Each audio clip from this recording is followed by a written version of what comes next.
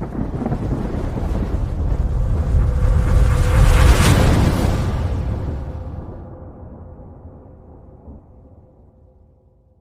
golden era was filled with greats from the 1970s like Arnold Schwarzenegger, Frank Zane, Franco Columbu, and Dave Draper. What was their secret to staying lean year-round and maintaining a high level of muscularity? I find this topic very interesting because the golden era bodybuilders were so different to the bodybuilders we see today. They were much leaner than the mass monsters we see in modern day bodybuilding. Some argue that the bodybuilders back in the day had the right idea and the perfect image of what bodybuilding should be, while others feel that we are heading in a good direction by increasing muscle size. I personally think that bodybuilding as a sport is a great way to improve yourself by working hard on nutrition and training in general, and the pros are bringing their best possible self to the stage. If they're getting bigger, that shouldn't be a problem as long as they are bringing the right amount of conditioning along with their mass. One of the main reasons bodybuilders had a slimmer, more lean and athletic frame in the golden era is the way they ate. The golden era bodybuilders had a completely different diet and perspectives on the types of foods that they consumed. It would be interesting to see if we can actually emulate their body types by training similarly and using the same diet. So make sure you watch this video till the end so that you can learn what their diet was like and maybe you can apply some of their advice to your own nutrition. Bodybuilders in the golden era ate a high fat and low carbs diet full of protein. They are known to have consumed tons of eggs, chicken, cheese, and beef while severely limiting their consumption of carbs. This sounds very similar to what we know today as the keto diet. However, I'm sure they probably weren't going full keto. It was more of a modified keto diet in order to keep their fats and protein high. But from the research that has been done on a keto diet today, it makes perfect sense that by using lower carbs and high fats, they were having great results. A good assumption to make would be that they trained their bodies to use fats as an energy source rather than carbs, which makes you bloated and causes water retention. As a side note, the golden era diet was not necessarily a keto diet. It was similar to it, but we don't know for a fact how many carbs they were limiting themselves to during the day. They could have been doing low carbs meaning 50 or low carbs meaning just 20 carbs a day.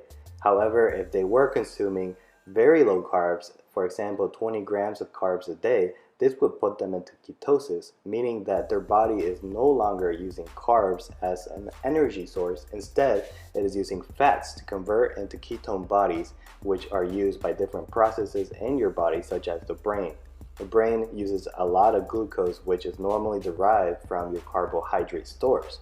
But by cutting it out of your diet, your body is forced to go into ketosis, which means that the fats are converted into energy, which has many health benefits. Make sure you hit up the comment section below and let me know if you have ever tried a similar diet. Tom Platz recalls bodybuilders eating a pound of steak every hour, and contrary to today's popular belief, he would eat the chicken with skin. During the golden era, they believed it had high nutritious value. Today, we have migrated into skinless chicken breasts for their lower fat content. Golden era bodybuilders argue that the meat closest to the bone is more nutritious, such as chicken and turkey legs. It's interesting because this belief goes back to the Middle Ages when the ruling class would eat the legs and toss the breast to the peasants. Arnold talks about how he would hold himself and his friends accountable for not eating carbs even when they ate out at restaurants. He knew that carbs such as bread was harmful for their physiques.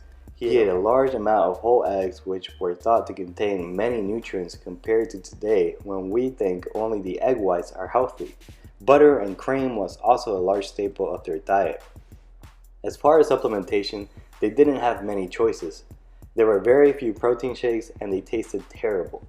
So golden era bodybuilders resorted to taking desiccated liver pills and brewer's yeast to supplement their nutrition. They didn't have all the products that we take for granted today, such as BCAAs, protein shakes, creatine, and so on, which goes to show how even today, those supplements are not a requirement to achieving good results in the gym. Proper nutrition should consist mostly of actual foods. Vince Taylor, just a few minutes, maybe you weren't here yet, he gave the secrets to his success. Hamburgers, Coke and ketchup. They would, however, have cheat meals. Arnold says that he would go with a friend to a pie shop and just binge eat right before a competition. This is how confident in his diet he was. He knew that limiting his carbs for that long would allow him to still come out on top, even after allowing himself to cheat. It was his way of celebrating a successful prep, even before he set foot on stage. As with any diet, it is important to have some leeway so that you don't feel miserable. This is what makes you want to give up.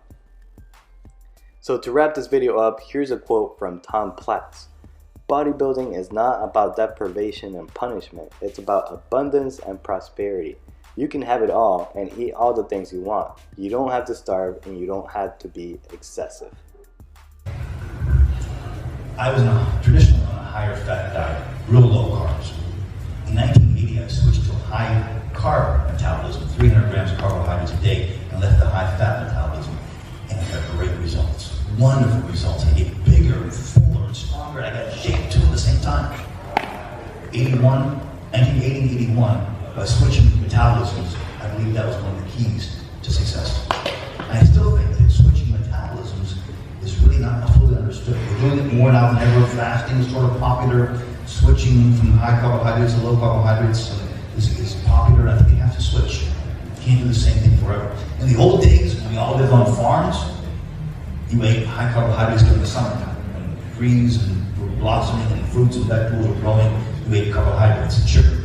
Carbohydrate metabolism. During the wintertime, when all the stuff in the fruit cellar was gone and so cold for many months, you function higher on fat metabolism, higher fat metabolism. I think that's the way we're supposed to be. I think we're supposed to have high fat and high carbs, go back and forth, not be one or the other. Now when I say high carbs, I don't mean you eat excessive amounts of 5,000 grams of carbs a day, no. That's unique to you, your metabolism. But I found at this point in my life, staying lower on the sugar, lower on the carbohydrates, and having the fats up a little bit, I feel sharper, I feel clearer. There you have it, guys. If you enjoyed the content in this video and found it valuable, hit the thumbs up button below to support the channel, and I'll see you guys in the next video.